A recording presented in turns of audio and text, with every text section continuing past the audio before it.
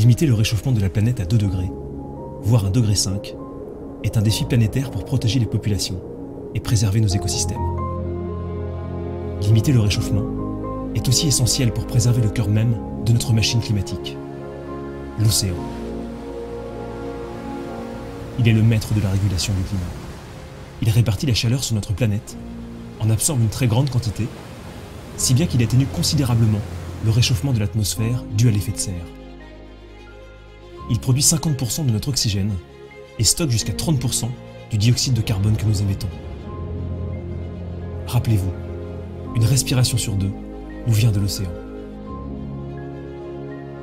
Mais l'océan subit déjà de nombreux bouleversements. Réchauffement, acidification, impact sur la biodiversité, érosion, élévation du niveau des mers, modification des courants marins. Ces effets menacent durablement la capacité de l'océan à assurer les services qu'il nous rend. Ses fonctions sont déjà affectées, alors que sa bonne santé est essentielle pour préserver notre climat. Il est temps de reconnaître son rôle et de mettre en œuvre des mesures spécifiques pour protéger et adapter les écosystèmes marins comme les populations qui en dépendent. L'océan, le maître du climat, doit progressivement rejoindre le futur régime climatique des Nations Unies. Il offre une source immense de solutions fondées sur des mécanismes naturels et des innovations technologiques. Pour atténuer les effets des émissions de gaz à effet de serre, reconnaître le rôle des écosystèmes marins et côtiers en tant que puits naturel de carbone, développer les énergies marines renouvelables, tout en préservant la biodiversité marine, réduire les émissions du transport maritime et développer des solutions innovantes pour adapter nos écosystèmes et protéger les populations qui en dépendent. Considérer l'importance d'écosystèmes sains et fonctionnels face au changement climatique.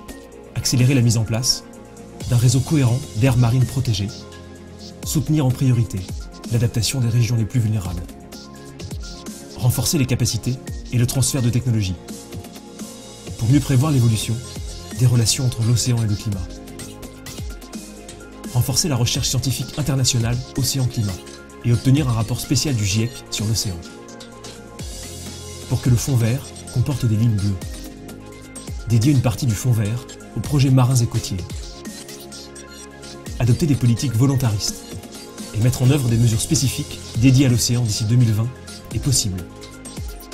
La plateforme Océan et Climat appelle les pays signataires de conventions climatiques à intégrer progressivement l'océan dans leurs engagements dès 2016.